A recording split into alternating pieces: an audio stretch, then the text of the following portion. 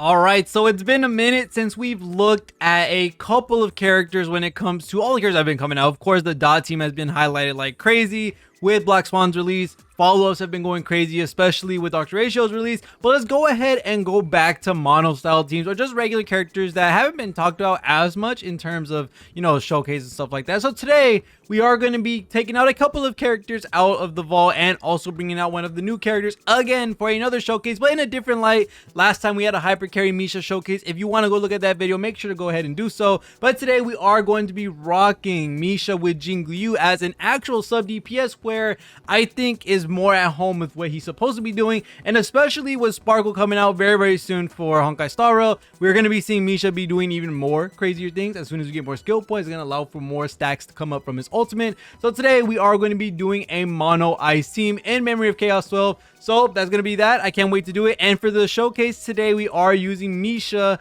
with a Aeon of Destruction, or the Fall of an Aeon, for the light cone, which is the Herda Shop light cone. And he's also going to be rocking the ice set with Inner South Soto again, and then everyone else is going to be rocking their best. Of course, Jingliu is going to be rocking her signature, Ruan with her signature, and we're also going to be rocking Pela as well with a Resolution Shines. So this is going to be all of that, and we're going to go into the showcase right now. So we are going to come here in MOC 12, and we're going to be taking out Misha, Jingliu, Ruan, and we're going to be doing Pela as well. So today we are doing no sustain, but we're going to be focused on trying to do as much damage as possible with Jingliu and Misha. Now, one thing that we do have to know, and something that I didn't understand until a long time, is that I did not know if you do, let's say, Misha's time stop with Jingliu's freeze, it actually cancels each other out. Now, of course, as we may know, Jingliu's freeze takes precedence because she gets one of her stacks super early, and that's something very important. I didn't understand why she wasn't getting her stack, but it's because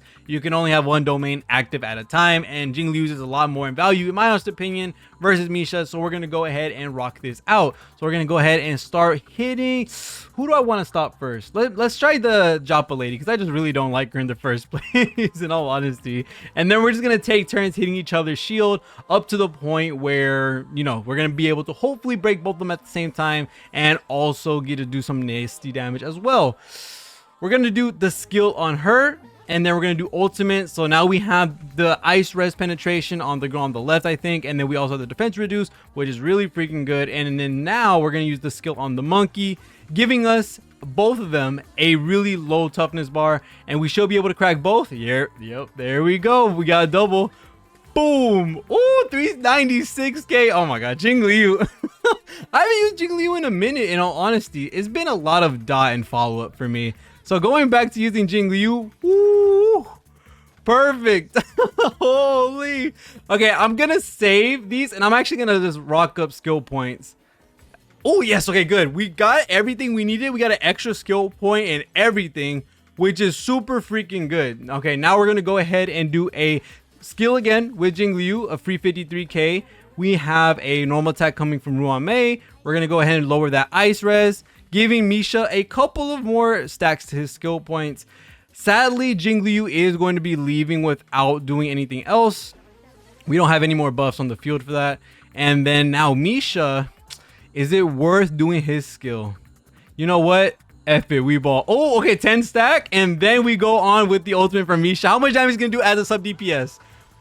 Wow. Ooh, 182. Okay, listen. 182k on Fall of an Aeon is pretty freaking good. I'm not going to lie to you.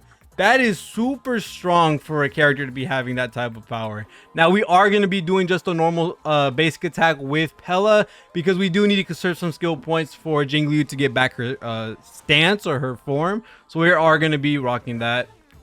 Have that skill there. We might actually get another Jingliu, and we did. So now she's in her form again. We're going to be doing mass damage. Most likely, these plants might be taken away, and he might even be broken. We're going to stop him before he does anything else. We could have done the ult earlier and stopped him from doing anything. And wow, 27k. Holy crap, that's a lot. Holy crap, that's a lot. As you see, we're doing damage. We're doing mass damage. And it looks like we probably don't need to do anything else. I think Jingliu is quite literally just going to take it home from here. And never mind. Surely I still skill, right? Oh, and then Even hypnotized, she's doing work. And oh my god, I almost died there. And I could have made that a one cycle. That would have been really nice, but it looks like we didn't get the chance to do that. But right here should be the very end. Jingliu's gonna come back, and then when Jingliu comes back, it's pretty much over. We're gonna do the skill for the ice rest shred. Oh wait, I'm dumb. I wasted that, but it doesn't matter because guess what? Jingliu doesn't use skill points, so that's the cool part. Let's go ahead and get this final nuke off with Jingliu, and that's going to be the perma-freeze slightly because now this guy hasn't been able to do anything, and this was MOC 12. Misha and Jingliu quite literally destroyed that almost immediately. That wasn't even a question on how strong that team was with how Misha was acting in that team, with how much damage he was doing with his circumstances. Of course, we were doing no sustain. We were doing full on Misha, Ruan, Mei, Jingliu, and also Pela. Of course, we're trying to lower their defense as much as possible. And another thing is that Misha is E6 because I forgot to like not do his traces or not do his eidolons before I started recording videos. But a lot of his traces are just really freaking strong, with him getting more hits on his ultimate based on every enemy in the field, which is really good for these AoE fights. A really strong eidolon for him for sure. Another one is for his E2. He has a chance of reducing defense for 3 whole turns, even more buffing Jingliu. And this is why Misha is a really good character to run, especially as a sub DPS, because if you have his E2, he acts as a sub DPS and a debuffer, giving a defense shred to the characters that are getting hit by this ultimate. So this is a very strong thing to have. Now it is a lower chance, with it being 24%, but it's still a really good eidolon to have. With how many times the ult hits, which is around 10 times, if you do have it maxed out, you have a lot of chances to be able to get these characters or these enemies with a defense shred and taking it down for 3 whole turns, which is pretty good, especially stacking on something like Ruan Mei's penetration, Ruan Mei's damage boost, Pela's defense shred, Pela's ice defense shred. There's a lot of crazy stuff that come from that. And then 4 gives him more damage overall, and then 6 gives him more damage as well from his ultimate. And the next time the skill is used, recover 1 skill point for the team. Now I did not know that's what his E6 did. I just thought it was just full on damage.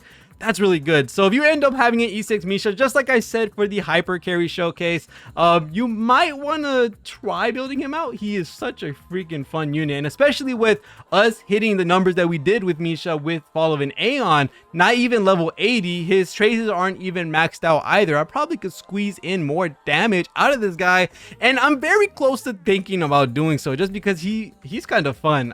I won't lie to you, he is super fun, and especially with him hitting as high of a numbers as he is with Jingliu by his side, you're getting 2 absolute monsters of a nuke to be able to run on the same team, and they're just doing absolutely amazing damage. So other than that, that's going to be it for this video. Thank you guys so much for watching all the way to the end of the video. Make sure to leave a like and sub of the video as well before you end this video off. But other than that, thank you guys so much for watching. See you on the next one, and peace.